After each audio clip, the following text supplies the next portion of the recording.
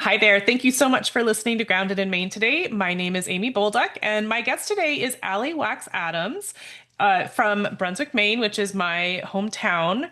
And she is a private chef, and she is kind of a big deal in the Brunswick area, I gotta say. Her business is called Balaboosta, and she's actually here for a different reason, but I just want to promote because she's local to my area, well, where I'm from anyway, and because she's here. So, Allie, thank you so much for being here today. I'm thrilled to hear, what you're here to share, which is about food waste with on a large scale. Yeah. Thank you so much, Amy, for having me on. So we'll backtrack a little and I'll tell you about Mid Coast Hunger Prevention Program, which started off as a tiny little soup kitchen, and now we're feeding people from 14 different counties in Maine. And 14 counties in Maine? Because there's mhm, only 16 counties in Maine. I yeah, know this we're all. not like the big like there's some places are just too far. People are taking trains, people are driving. We have a really robust Crazy. we're calling it food recovery instead of food waste. So we rescued and recovered um, food. We have an amazing pantry. We have a soup kitchen that's open 3 days a week, or 4 days a week. Um, we're feeding so many people in Maine, and unfortunately, we're going to be feeding more, I think, as things change. And I started off there as a volunteer cooking in the soup kitchen, and now I am on the board, and I am also a renter in their community kitchen. And our community kitchen is one of the things that's been able to really boost our kitchen recovery, our food recovery. For sure. Yeah. So we have in our new facility a beautiful giant commercial kitchen that we rent out. But we also use it. We have a James Beard nominated chef who runs our community kitchen right now. And he's been helping us. In the past, we'd get 3,000 pounds of carrots at the end of the carrot season and just give people carrots.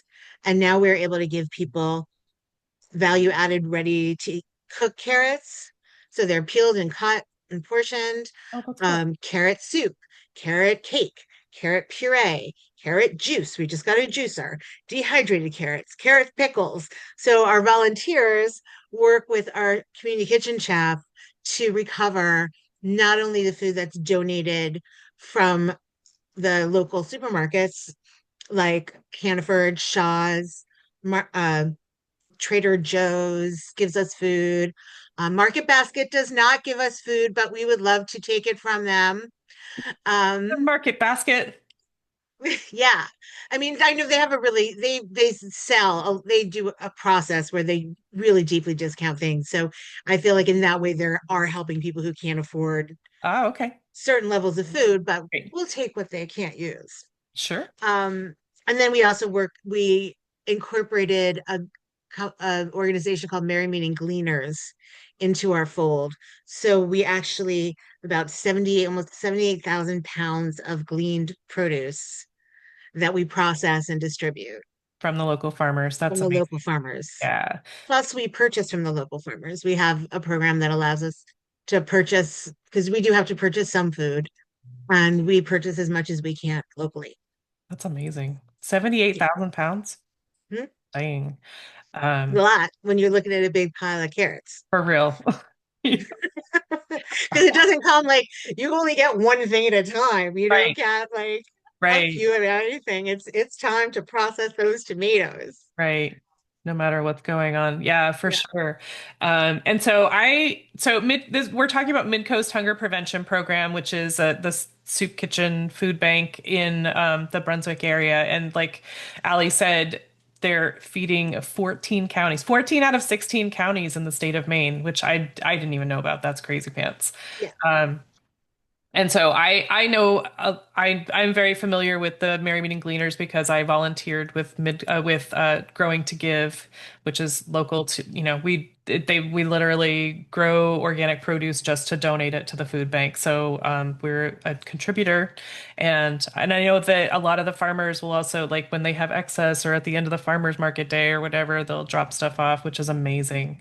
I just think it's so important to not just have I grateful that there's like peanut butter and cereal and pasta sauce and stuff like that for the food banks. But the produce is so important for nutrition. Absolutely. And those products like peanut butter and tomato sauce and spaghetti are going to be less and less since the emergency food assistance program has been cut so drastically recently. So we're shifting gears as much as we can to say, like, what can we do with what is coming in from the supermarkets and from the farms to make the sort of food that people want to eat? Because a lot of times with a lot of food pantry programs, you're just giving people food no matter what it is. They don't have choices. And so that ends up going to food waste. Right. And when we have a you walk through our food pantry and it's like a supermarket, Hmm. and you pick what you want for what your family needs. And then there's also like our fun value added, like here's some beet cake that's delicious, like chocolate beet cake that we made from beets. And that way we're lessening the waste on that side as well. And from the way we produce, even when we have food that is technically is actual waste, that goes to pig farmers, our local pig farmers. So somebody or something or some living being is eating 99% of the food that comes in through our doors. It's such an amazing organization, really. I mean, just the I can't think of the word that I need, but the large amount of people that are utilizing the services.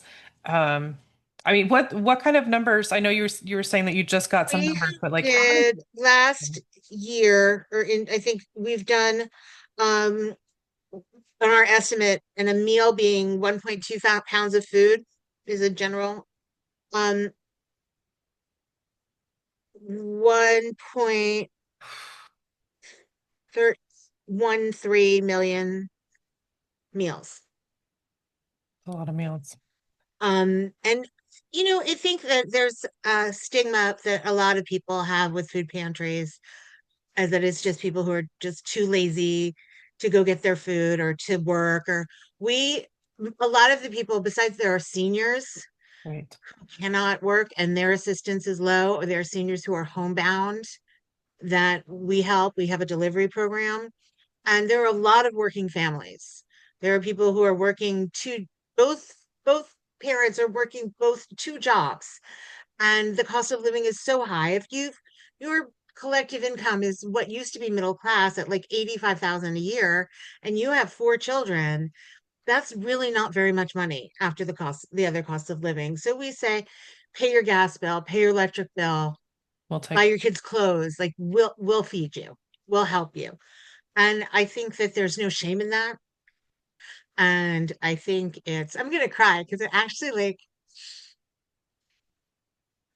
I'll cry with you. It's good. yeah, whenever I think about people who are just struggling so hard to just feed their family, it's disgusting that they Right. have to look elsewhere. It's not criminal. It's just No, and it's funny, when I first started volunteering at the soup kitchen, I used to cry every day because I was so overwhelmed by the need, like especially the older people and kids. And then as I got to know our community and I started seeing people not as a person that was just a need, but as a person, Mhm. and everyone is individual people. And I don't know if it got harder or it was just where it was. People need to be, we are a community and our community needs to feed. And I'm a chef. And what I want to do is feed people any way that I can. It's Yeah. what I love to do and it's what I do. So, if feeding very fancy food to rich people gives me the opportunity to then volunteer or donate or be a part of Mid Coast Hunger, then I can it's the whole circle. Right. Yeah, totally. I mean, that just it affords you the flexibility to have like you have extra time because you don't have to work three jobs. And there's always food around. And there's always food around you. Yes. Yeah, and it's a funny thing because when you work in a restaurant, you really food waste is money, are your dollars. So you want to waste as little as possible because every single dollar you spend, you want to be able to take it out. Hence the soup of the day. You're saving your carrot tops and your chicken bones and you're making stock. And as a caterer, you don't have that opportunity as much Mhm. because you don't have the volume and you don't have so like when I have fake product that I can't use, I mean, I use it at home or I give it to friends or I give it to my staff, or when we have extra party food, we bring it to our homeless shelter because it's a lower barrier. Like I can't always like bring yogurt parfaits that have been out at a party back to the soup kitchen, but I can bring them to the homeless shelter so we can feed people that way. Wow. That's awesome. I love that you're just so thoughtful in that. And and it's really, it makes so much sense that you're there. I mean, because like you said, your love is feeding people and, you get to do it for work and then you get to do it for, for the food pantry as well. And it's just a passion. And I have people that are, um, it's a love language. It's totally a love language. And that's how you serve people and that it gives you that sense of purpose to Yeah. make sure that people are nourished and that it's important. And I have that as well. I'm just not a chef. Well, Um, you don't have to be a chef.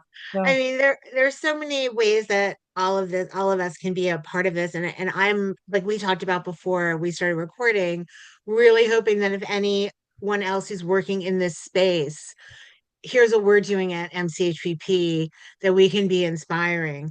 And and it's even with as things get tighter with people as far as food, uh, being able to feed themselves and their family, the more that we can do as far as education as well, and our corporate food waste and the enormous amounts of waste in this country that goes to making little teeny tiny carrots and Lunchables and all of our convenience food that translate into an incredible amount of food waste. And the way we grow, where everyone wants a big round red tomato, which started, in the 50s. The more that we can get people to start looking at whole foods, eating whole foods, feeding their family with whole foods, it they save money, we save waste, we save the piles of garbage that are being created Right. from like convenience food and processed food. And I'm not saying I won't eat a hot dog or a Dorito. However, there's on the larger scale, there's so many people, especially people in lower incomes, are just pushed this real junky, crappy food that's ruining our environment. They're ruining their bodies. Right. And we're saying, here, let us give you beautifully prepared food that's made with love. Right. My grandma used to always tell me her food was so good it was made with love. And I would roll my eyes and be like, whatever. But it's true. It tastes better. It's better for you. It's nourishing, Right. right? Like I don't know if you can see my shirt, but it says nourish people, feed change. I love that. Yeah. Is that for your business or That's is that? no, this is MCHPP. Oh, I love it. 40 years. I think this is a 2-year-old shirt or 3-year-old shirt. I don't know. But MCHPP. that's part of it. No, my business, Balaboosta, which I'll tell you if you don't know, which most people don't, Balaboosta is a Yiddish term for a woman who makes things nice, who's good in the kitchen and sets a beautiful table and takes Oh, care of her family. Like you'd be like, oh, she's a real Balaboosta. Because her soup is so good and whatever. There's right. beautiful flowers on the table. Well, it's an experience. Mhm. And so we're food made for you. We make food for you. And we do custom menus, so we don't have a regular set menu. So if you were like, this was my favorite food when I was a child and I want this at my wedding, I'd be like, we will make that for you. We want it to be special. We want you to enjoy that and remember it for sure. Yeah. Awesome. Yeah. It's pretty cool. And now, for Balaboosta, is there anything that you've said no to? Um, Like More maybe? so for timing. I mean, I'm not gonna be like, they called me for the Trump rally and I said no. Um, I would have. or I would have been like, it'll cost you $4 million. And I will then give back to the people. Not really. I think when I look at the projection of this company, what I've been doing more and more of, and I'm hoping to continue, is donor events, so that we're really working within the nonprofit space. Like, we're a for-profit business. I mean, technically, I don't think I Right. made a profit yet, but when I work with a donor event and I can help Maine Community Fund or the Maine Health or marine mammals help raise money, then that makes me feel really good because Right. I'm part of the good process. Yeah. Wow. It's so meaningful. I mean, it's so different from, I mean, there are great restaurants for sure, but I think that they're often very money minded. Yeah, I was gonna say we it. have to be. I mean, Um, I have to be too, but I can find ways right. to, like I said, I mean, my husband would be like, please God, could there be less food in this house? It's overwhelming. And I'm like, you just have to pickle it or make, not pickle it. Not really. I don't pickle things because that's against HACCP. I don't have a HACCP um, license, but I make like salts and sugars and all those little things that you need with stuff. And there are restaurants that are money minded that are also able to reduce their food waste. Like if you look at something like Primo, where there's like stove farm to table that the chickens are running around outside. Yeah. You're like, oh, so I'm gonna eat him next week. Um, but but I think that I don't know that every caterer starts out wanting to do it this way. And so I'm proud of myself for making those choices. Yeah. And just holding to it. Like I think that's so important as far as, purpose and staying with it, Yeah, to not be like, oh gosh, I'm not making enough money or blah blah blah. But like I'm making a real difference here and people yeah, care and I get to help organizations that I support and stuff like that. yeah. And I think as a person, like there's a phrase in the Jewish a thing in the Jewish religion, which is called tikkun olam. I'm probably pronouncing it wrong, but it's this process that the world is broken, and by doing the right thing, we can heal the world. And that can be interpreted in many different ways, right? Because Judaism is open to interpretation in so many different ways.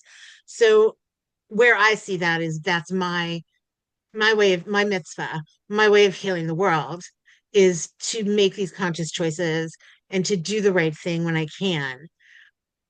And that way I'm a part of that. Yeah. And I subscribe to that pretty. I think it's amazing. It's the only thing I really think is like great about any organized religion, really, is that concept is just like the concept of charity, but in a different way. Because sometimes I feel like charity feels like when I say it's charity, it doesn't feel inclusive. Yes. Yeah, it definitely has a like a down feeling. Um Yeah, but I like the way that you're saying or that your thing is the to heal the world in your way. And I think that's yeah, really beautiful. And that's, we all could maybe we should just think about what we're doing in that way as opposed to like I'm just making money or I'm just doing blah blah blah. But like think of it as yeah. your way to You're heal every the world. wonderful thing that you do is karma. It's the same idea, right? Yeah. We're doing good things to bring good things, and why not have a life full of purpose? I feel sad for the people who don't. Like, more sad than I feel for the people who have to ask for help. I feel sad for the people who are can give help and don't give it. Right, right.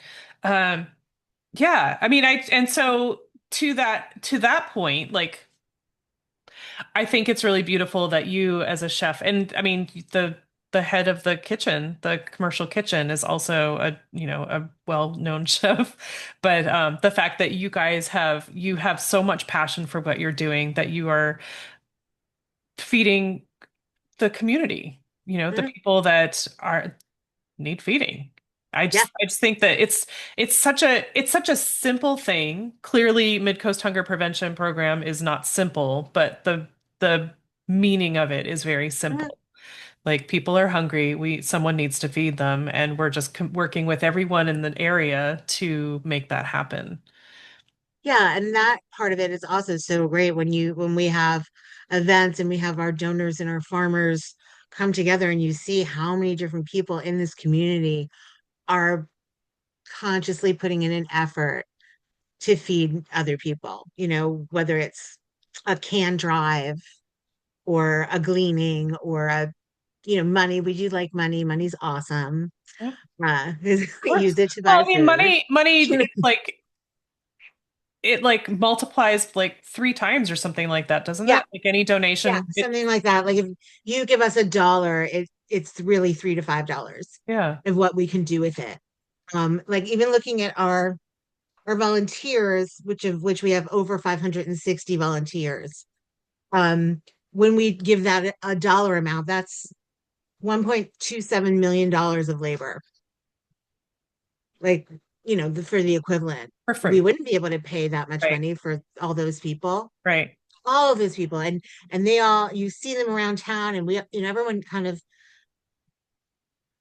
it's such a great part of being a part of a community as well, right? So you're the volunteer community, they're learning how to cook in the community kitchen. They're Right. they're feeding their community, they're learning about each other, they're getting to know each other. Yep. And it's a beautiful thing. I mean, I hope that every small town has this, Right. you Right. know. I mean, I think that it's got to be cool to live in the town where you're doing this work. And so, with 500 and something volunteers, you're going to run into them and then you can Yeah, say, "Hey, Joe," or whatever, like, "Nice to see you outside of yeah. MCHPP." They were But the I think first that people I got to know. I used to go yeah. out for beers on a Tuesday afternoon with like these five old guys who I served lunch with. Oh my gosh, that's They were gotta be like in super their fun. 80s, 70s and 80s, I love and it. they were like my first friends here. That's so awesome. Yeah. But I think also, 500 and something volunteers, like that, without those people, the work could not be done because that's Absolutely a not. lot of hours. And we're always looking for more if anyone is listening to this from the For real. Brunswick Yeah. area. Yeah, absolutely. Yeah, if you're anywhere in the Brunswick area and you have a few hours to spare, um, check in with Mid Coast Hunger Prevention Program because they're good people and they're doing the good work. And feeding, holy crap, 14 out of 16 counties. That's a big cat, I mean, man. not completely. We have people from 14 out of 16 Yeah, counties, yeah, right? So we're probably not feeding as many people from Aroostook, but there are people who are definitely coming up from Algonquin, from uh, other places that I don't know because I'm not a Mainer. Um, but right. that's what, from our last count, from our programs director, that was the amount of people coming up. And, we have such a great leadership and we have such a strong community that I think we're able to do more. And especially out in the counties, a lot of these food pantries, the local food pantries are run by like an 85-year-old couple. And do they have a In their succession home plan? or whatever. Yeah, Yeah, and thinking about how that's going to happen is this is such an older state. And so many of the people who've been involved in these programs have been around for a long time. And the new people who are moving here um, don't have that sense of responsibility to this community. right. And so, we think about that a lot too, is what happens next. Hmm. And it's not the new Mainers, they're different. We have a lot of the new Mainers who work in our community, in our community kitchen, in our volunteer base, um, in the gleaning programs, the new Mainer farms. But I'm talking about, the people buying the $500,000 houses. Like, are they going to feel the Right. responsibility of the community that others of us do? Right. Yeah, sure. And so, to that point, Allie, I just want to make sure to shout you out because you were saying before we hit record that you moved there from Philadelphia, but then, New Mhm. York and Philadelphia, and you didn't know anybody, and you chose to meet people by going to volunteer. And I think that's so meaningful and it just says so much about you. And, clearly that's why you're part of it because you You inserted yourself into the community and you said, how can I be part of this? Yeah. And that's so important because there are so many people that just don't feel connected, but they're also not. I can say that for myself in Virginia here, that I'm like, I go to the farmer's market and that's about it. But, people that may move in and be like, I've got this nice house on the water or whatever, and I'm just like separate from everyone. And that might be fine for them. But for someone who, especially, you have your own business and you want to be part of that and get some business. So how do you meet people? You meet people by making connections where people are. Yep. And when I moved here, I did not have my own business. I had a terrible job. Um, Not that all jobs are terrible. My job was terrible. But I think also it's so much harder. Like when I was in Philadelphia, I had a hard time even finding a way to volunteer. Hmm. Like yes, there were some incredible food systems in Philadelphia. Manna, for example. But it was not as like personal. It was like you're going to go in and you're going to wear your hairnet and pack food to go to people, and there wasn't the one-on-one. And when I first started with Mid Coast Hunger, our soup kitchen, before COVID, it was like a cafeteria. Hmm. So you're like a lunch lady behind the counter, and I got to know these people in my community Right. from feeding them and being like, oh yeah, you don't like tomatoes, so I have this for you. And or I saved this part for you because I know you love the drumstick.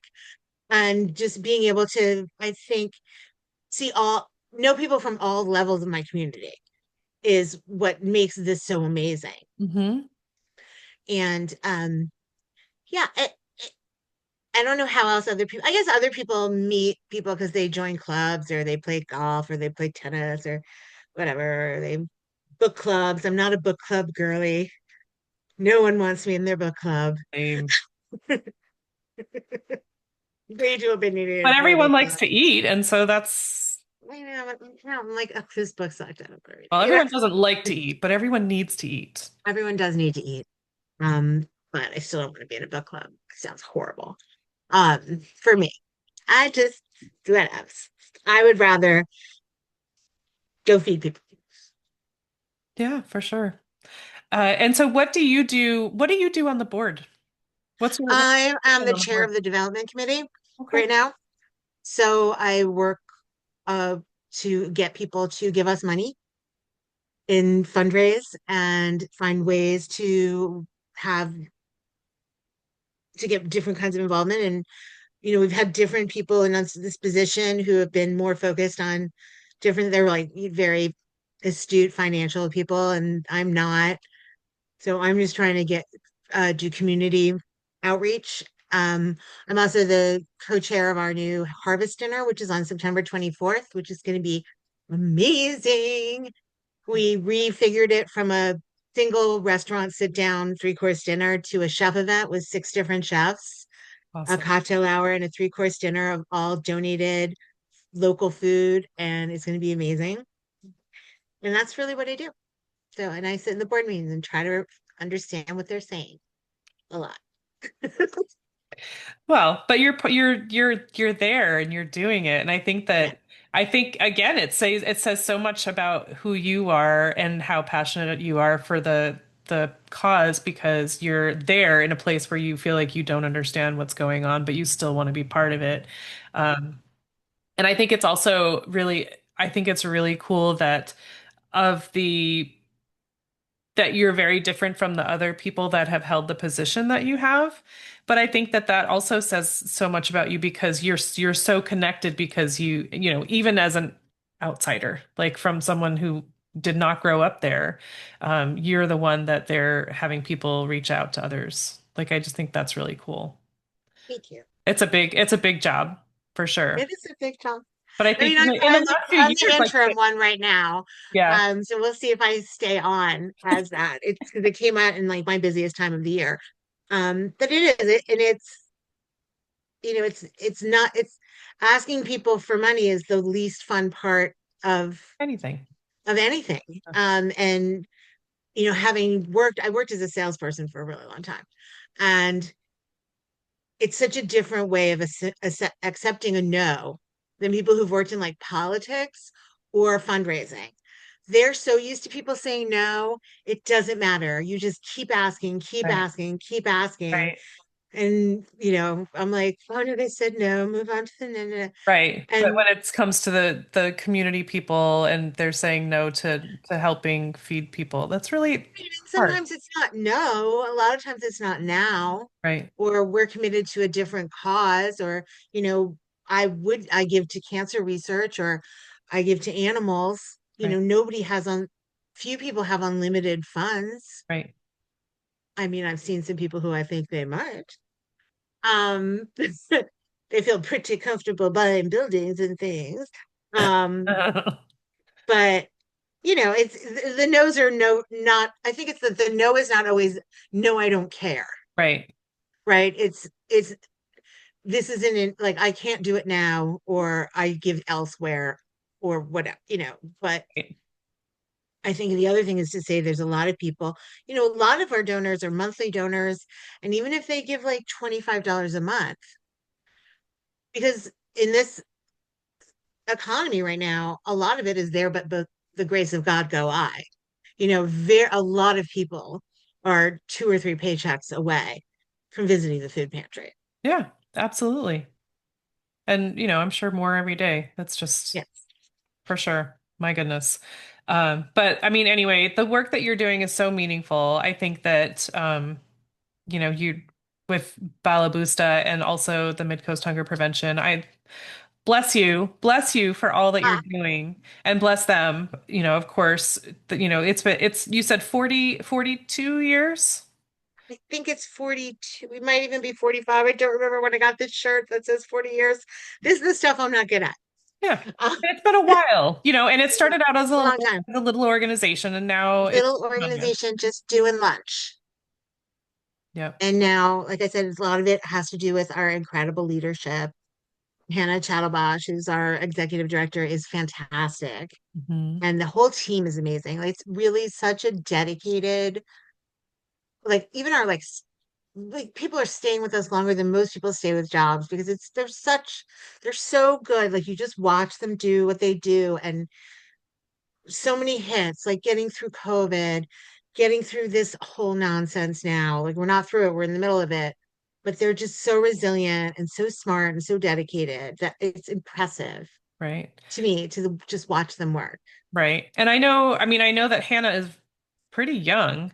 So I think that, Yeah. there's just maybe this newer generation of leadership has just so much energy and so much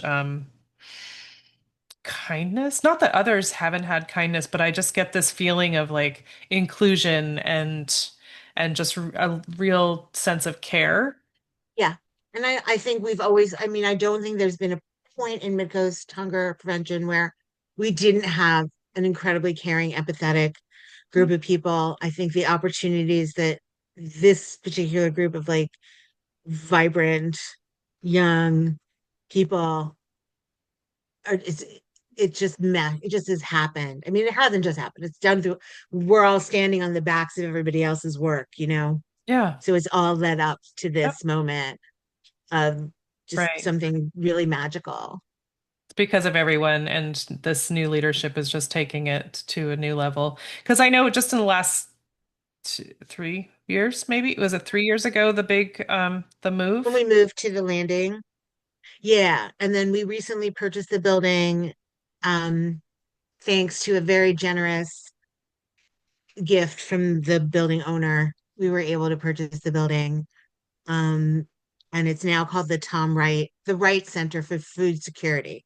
Wright Center for Food Security doesn't come off my tongue very easily, but it's it's a new moment. And it's like one of those things where like it's almost sad that we need to be here, but it's incredible that we're here.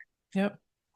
And that the space is just opening up for everyone to because we know that it's needed so badly. Yeah.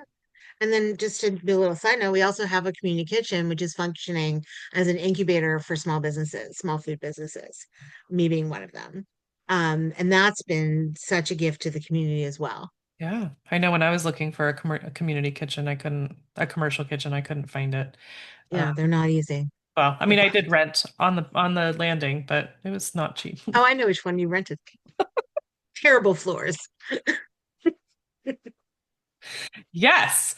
Um, yes, but I mean, I think that I just think the work you guys are all doing is so great, and I think it's so important, as we talked about, to know where your food is coming from, and also I think it's such a good sort of template for other food pantries. I don't know what everyone else is doing, but I think that, there are farmers everywhere, and so if the farmers have excess or if you have a program where you can buy from farmers or something, I don't know what kind of funding is out there. I don't know how it all works, but something in the Brunswick area has just really, it's just really worked out.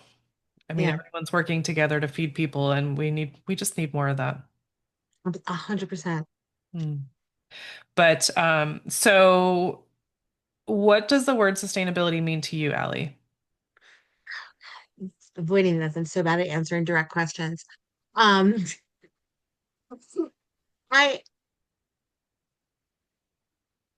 I feel like it's something that is sustainability to me means being part of the whole circle, as opposed to just having one piece of the pie. Like you're all of it. You're from, the whole life cycle of anything, from going to the farm to having what I've purchased at the farm help raise money for a nonprofit. That full circle, or to nourish someone in my community, and that it's not just not sustainability isn't about one particular action. It's a series of actions that all work together, Right. doing hand movements that nobody can see because it's a podcast. It's on And YouTube. If you guys are on YouTube, you'll see what she's saying. I totally get that. Like it's like the circle of life, you yeah, you are buying from someone to feed someone else, and that will, go into the community. It's just keeping it all like sort of local and right. taking care of each other, dang it. Stem to root, nose to tail, farm to table, all of it's the same thing of continuing that cycle, that everything has a worth, and that's part of it too, is when you're cooking stem to root, nose to tail, whatever, you're finding worth in every piece, Hmm. which is, a very European attitude from of cooking, Yep. and I think of living, but I think that the analogy of that everything has a value Yeah. is important is what sustainability. Right. That's it. Yeah. And to respect life. I think, Yeah. also, not to consider anything, waste. Like I love the way that you call it food recovery because, food waste is it's sort of, it's like a buzzword and you know what you mean when you say food waste, but it kind of gives it, like I was saying before, I can't really think of the right word, but it gives it sort of a down feeling. Well, Um, yeah, because there is a tremendous amount of food waste, but we're in the process of recovering that food. yeah. Yeah. And I think, something in the Brunswick area is just like really pinning in on that because I know, I had Matt Chappell from Harvest Maine on the Oh yeah, podcast. he started at the community kitchen. Yes. And now he's in the kitchen that I was in before. Yes, that's what I said. I know that kitchen. But the fact that those guys are doing upcycled foods, and using farm seconds to create um, these incredible treats, I think that's so it's just so cool. And then the farmers are donating to the food pantry, and that the chefs are getting involved in that to make sure that people have good, nourishing food. And I think it's a really beautiful thing for my home area to just support each other. It's such a strong community. It really is. Yeah, I don't know what I did in a past life that let me end up here, but I'm pretty happy that it happened. For real. I was just gonna say, like, thank goodness you showed up when you did, Allie. I mean, For me, mostly. what an important piece you are to the puzzle. I mean, there's a lot of people who are doing what I do. There are a lot of people But doing what you do, but they're also not you. yeah, I feel like, I don't get to talk to them all. And I, Right. I totally would if I could, but I just think that, someone who is passionate enough to approach someone that they don't know and say, "Hey, can I talk to you about what Mid Coast Hunger Prevention Program is doing to save food?" And also to just talk about it and so freely. I think that, there's like it's the public. I think it's sort of the public thing. There are a lot of people that want to be behind the scenes, and that's fine. And I'm not saying that you're looking for any glory or anything like that, but just the fact that you're bringing this to light, I think it's so important. And I think that, if there are any people, if you are listening to this podcast or watching this on YouTube and you are inspired by what Ali is saying about Mid-Coast hunger prevention and what she's doing in general, because it's amazing, check in with her, check into Mid-Coast Hunger Prevention because it is a program it is built solid and they are doing really good work. And now I'm going to start to cry. I know you're like, don't cry. Don't So I let's just not think end that this crying. we need to spread this message because it's so important. There are going to be more and more hungry people and someone needs to feed them. Mhm. And so if you're a chef that has passion and you have the ability, or if you know of a farmer that has excess, or if you know of a food bank that has the ability to take on any more, um, check into all of this. And so in that moment, Ali, how can we follow you, follow Balaboosta? How can we get in touch with and follow and learn more about Mid-Coast Hunger Prevention Program?